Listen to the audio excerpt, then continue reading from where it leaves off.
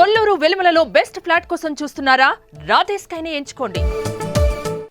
Big breaking news గా చెప్పాలి. ఇది హైదరాబాద్ లో ఉన్నటువంటి తాజ్ బంజారా హోటల్ ని కొద్దిసేపటి కిందట జీహెచ్ఎంసీ అధికారులు ఇవాళ సీజ్ చేశారు. అంటే దాదాపుగా 2 సంవత్సరాల నుంచి ₹1,40,00,000 బకాయిలు, పన్ను బకాయిలు ఉండడంతో పలుమార్లు కూడా నోటీసులు ఇవ్వడం జరిగింది. జీహెచ్ఎంసీ అధికారులు పలుమార్లు నోటీసులు ఇచ్చినప్పటికీ తాజ్ బంజారా హోటల్కి సంబంధించినటువంటి మేనేజ్మెంట్ నుంచి కానీ లేదంటే అక్కడ ఉన్నటువంటి స్టాఫ్ నుంచి కానీ ఎలాంటి రెస్పాన్స్ లేదు.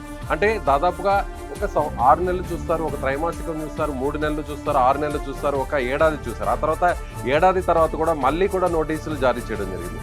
చివరకు రెడ్ నోటీస్ అంటే ఇక సీజ్ చేయాల్సినటువంటి సిచ్యువేషన్లోనే అలాంటి నోటీస్ని ఏదైనా వ్యాపార సంస్థలకు లేదంటే ఏదైనా వ్యాపార సముదాయాలకు లేదంటే ఏదైనా హోటల్స్కి అలాంటి వాటికి జిహెచ్ఎంసీ అధికారులు రెడ్ నోటీస్ని జారీ చేస్తారు, ఇష్యూ చేస్తారు. సో రెడ్ నోటీస్ని ఇష్యూ చేసిన తర్వాత కూడా హోటల్ మేనేజ్మెంట్ ఎలాంటి రెస్పాన్స్ లేకపోవడంతో అటువైపు నుంచి ఇక ఇవాళ ఉదయాన్ని సీజ్ చేయడం జరిగింది. అంటే హోటల్ తాజ్ బంజారా అంటే హైదరాబాద్లో ఉన్నటువంటి ప్రముఖ 5 స్టార్ హోటల్లో తాజ్ బంజారా కూడా ఒకటి. ముఖ్యంగా హైదరాబాద్కి ఇది ఒక సింబల్గా కూడా చెప్పొచ్చు. బంజారా హిల్స్లో ఉన్నటువంటి ప్రధాన కూడల వద్ద ఈ ప్రాంతం వద్ద తాజ్ బంజారా ఉంటుంది. ఇప్పటికే హోటల్ లోపల అంటే అకామిడేషన్ కోసం అక్కడికి వచ్చినటువంటి ఎవరైతే గెస్టులు ఉన్నారో గెస్టులందరూ కూడా అసౌకర్యానికి ఒకసారిగా గురవడం జరిగింది. చాలా మంది వీవీఐపీలందరూ కూడా బయటకు రావడం జరిగింది.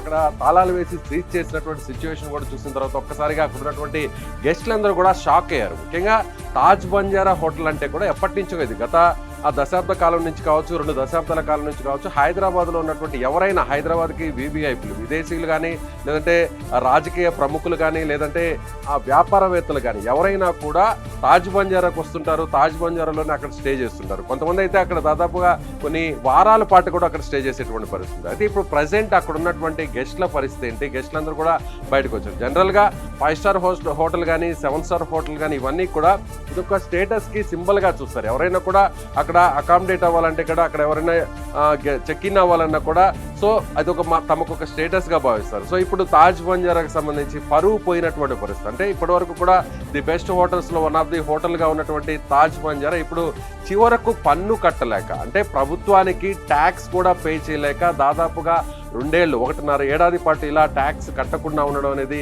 అందరూ కూడా షాక్ గురవుతున్నారు. అంటే ఈ హోటలే ఇలాగ ఉందా లేదంటే స్టార్ హోటల్స్ అన్ని కూడా ఇదే విధంగా ప్రభుత్వానికి జీహెచ్ఎంసీకి పన్నును ఎగవేస్తున్నారు అనేది కూడా చూడాల్సినటువంటి పరిస్థితి. అంటే ₹1,40,00,000 రూపాయి కాదు, దాదాపు 1000 కాదు, 10,000 కాదు, 1,00,000 కాదు, అక్షరాల ₹1,40,00,000 ప్రభుత్వానికి బకాయిలు ఉన్నారు అనంటే హోటల్ యాజమాన్యం ఎలాంటి నిర్లక్ష్యంగా వ్యవహరిస్తుందనేది చాలా స్పష్టంగా ఇక్కడ కనిపిస్తుంది.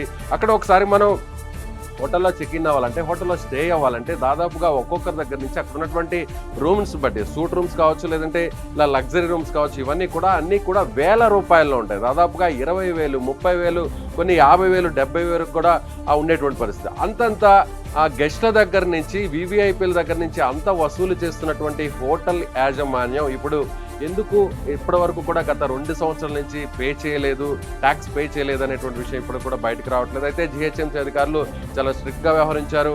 తాజ్ హోటల్ అంటే తాజ్ గ్రూప్స్కి ఇది ఒక రకంగా చెప్పాలంటే షాక్ అనే చెప్పాలి. ఇది ఒక అవమానకరమైనటువంటి సిచ్యువేషన్గా చెప్పాలి. ఇండియాలో దాదాపుగా తాజ్ గ్రూప్ హోటల్స్ అంటే దేశవ్యాప్తంగా కూడా ఎంతో పేరుంది. అలాంటిది తాజ్ బంజారాకు హైదరాబాద్లో ఉన్నటువంటి తాజ్ బంజారా ఇవాళ సీజ్ అవడం అనేది మాత్రం నిజంగా తాజ్ గ్రూప్ ఒక రకంగా ఇది ఒక పెద్ద అవమానకరమైనటువంటి వార్తగా చెప్పాలి. సో నెక్స్ట్ ఇక అక్కడికి వచ్చేటువంటి వీవీఐపీలు కావచ్చు లేదంటే ఎవరైనా ప్రముఖులు కావచ్చు ఇక మీదట తాజ్ బంజారాకు వస్తారా లేదా అనేది కూడా చూడాలి. ఎందుకంటే ఇది ఒక అవమానకరంగా భావించాలి.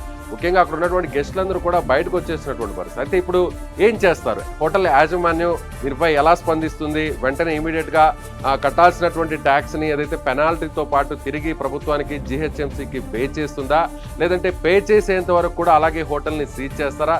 సో నెక్స్ట్ ఏం జరుగుతుందో కూడా వేచి చూడాల్సినటువంటి పరిస్థితి. సో మీరేమనుకుంటున్నారు? తాజ్ బంజారా హోటల్ని ప్రభుత్వానికి జీహెచ్ఎంసీకి సంబంధించినటువంటి అధికారులు సీజ్ చేయడంపై మీ స్పందన ఏంటో కామెంట్ బాక్స్లో తెలియజేయండి.